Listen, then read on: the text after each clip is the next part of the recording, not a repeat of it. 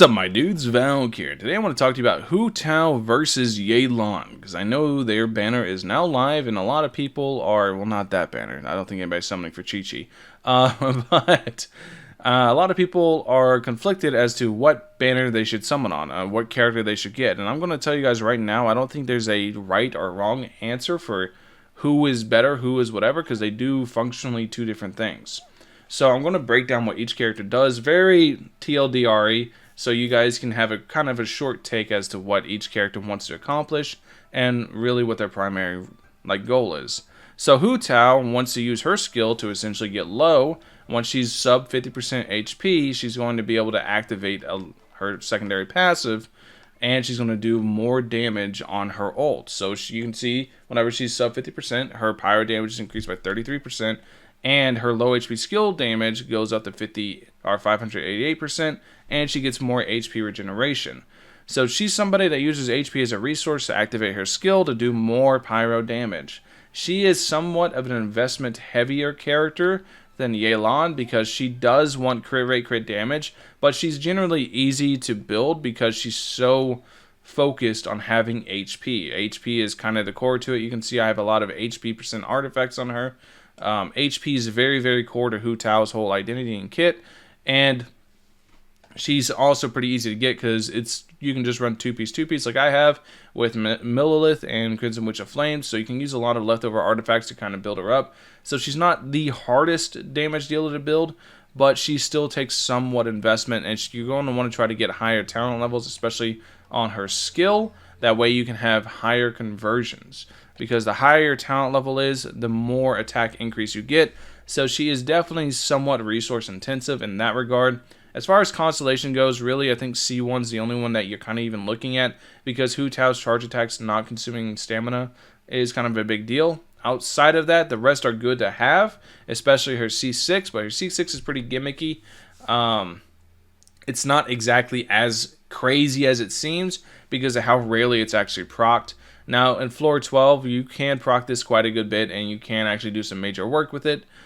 But Constellations is not something you really need to change for Hutao outside of C1. I think C1 is pretty core in kind of making her work, but you can make her work pretty well at C0.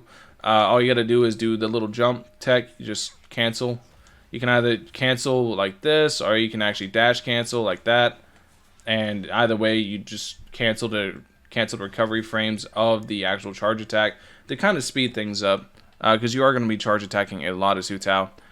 So she is primarily a damage dealer. Now we go to Yelan. Yelan is much easier to explain. She is a pure HP scaling off-field hydro damage dealer / support type thing.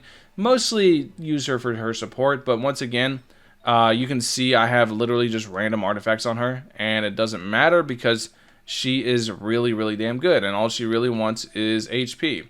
So you can see I have 28,000 HP on her with some decent substats and a lot of energy recharge to keep her on uptime. I run her with Elegy for the end, and I run this much investment. You only really care about depth clearing on dice if you're trying to save resources. You only really care about this one. But because of this, because of her Xingqiu-like ult, and also due to adapt with ease, which can increase damage up to 50%, she ends up becoming a very, very, very powerful off-field buffer / damage provider, because she just provides so much hydro application, so much damage. And if you have her with enough ER, it's very easy for her to keep high ult uptime.